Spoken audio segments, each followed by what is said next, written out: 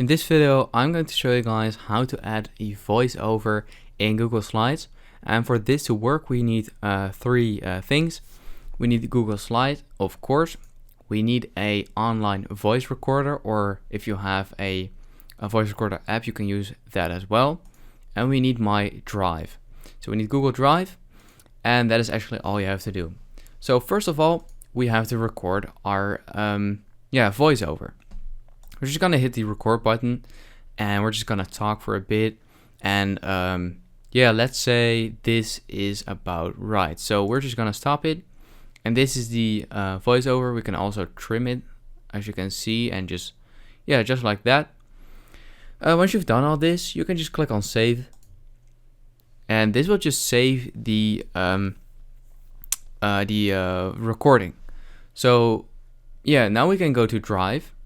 You have to log into your account, and we want to just drag this in here into your files. This will just record or just upload the recording.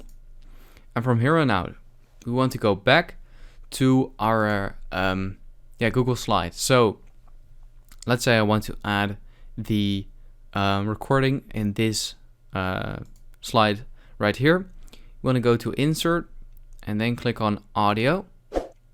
And in my Drive, this will immediately pop up.